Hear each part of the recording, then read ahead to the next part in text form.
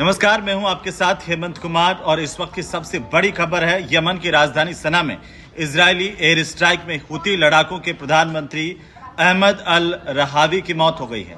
एक media report के मुताबिक इन हमलों में हुती रक्षा मंत्री मोहम्मद अल अती और chief of staff Mohammed Abdul al Karim al Ghamari को भी निशाना बनाया गया और इसके बारे में जानकारी ये मिल रही है कि इनके मारे जाने की खबर है। इजरायली आर्मी ने 28 अगस्त को सना में हमले किए थे। इससे पहले हुती लड़ाकों की तरफ से इजरायल पर मिसाइल अटैक किए गए, ड्रोन से हमला किया गया था। फिलहाल आईडीएफ की तरफ से ये बताया गया कि एयर स्ट्राइक में हुती जो मिलिट्री ठिकाने हैं और राष्ट्रपति भवन को भी निशाना बनाया गया। वहीं यमन के अधिकारियों के मुताबिक इन हमलों में कम से कम 10 लोग मारे गए हैं, 90 लोग इसमें घायल हुए हैं और इजरायली आर्मी की तरफ से जानकारी दी गई है। इजरायल के रक्षा मंत्री ने कहा है कि जो विदेश मंत्री उन्होंने कहा कि हमने चेतावनी दी थी, इजरायल के खिलाफ हथियार उठाएगा उसे सजा मिलेगी। उन्होंने कहा कि हुतियों को हमने पहले चेताया था कि बुरे काम का अंजाम होता है बुरा। इस दौरान एक इजरायली सैन्य अधिकारी ने भी मीडिया रिपोर्ट के हवाले से बताया कि हमने सही समय पर सटीक जानकारी के आधार पर तेजी से हमले किए हैं।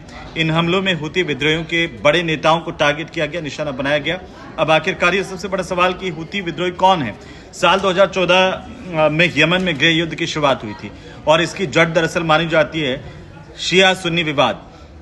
अब कार्नेगी मिडिल ईस्ट जो सेंटर है उसकी रिपोर्ट ये कहती है कि दोनों समुदायों में हमेशा से विवाद था। 2011 में अरब क्रांति की शुरुआत हुई और ये उस वक्त से ही गृह युद्ध में बदल गया।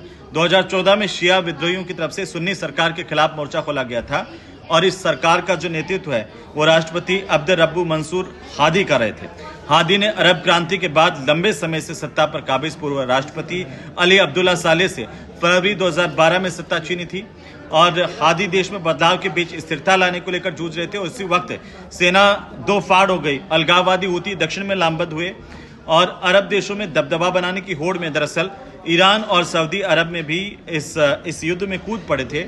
एक तरफ हुती विद्रोहियों को शिया बहुल देश ईरान का समर्थन मिला तो दूसरी तरफ सरकार को सुन्नी बहुल देश अरब का समर्थन मिला और देखते ही देखते हुती के नाम से मशहूर विद्रोहियों ने देश के एक बड़े हिस्से पर कब्जा कर लिया था दरअसल। और 2015 में ये हालात हो गए थे वहां पर कि इन विद्रोहियों ने पूरी सरकार को निर्वासन में जाने के लिए मजबूर कर दिया और ईरान से जो समर्थन मिल रहा है उसकी बदौलत हुती विद्रोह एक ट्रेंड लड़ाका दल में बदल चुके हैं। हुती विद्रोहियों के पास आधुनिक हथियार बताए जाते हैं, यहाँ तक कि उनके अपने हेलीकॉप्टर भी कहे जाते हैं। और अब ये सबसे बड़ी जानकारी, सबसे बड़ी खबर यह है कि इजरायल की जो एयर स्ट्राइक हुई है उसमें हुती लड़ाकों के प्रधानमंत्री की मौत हो गई है।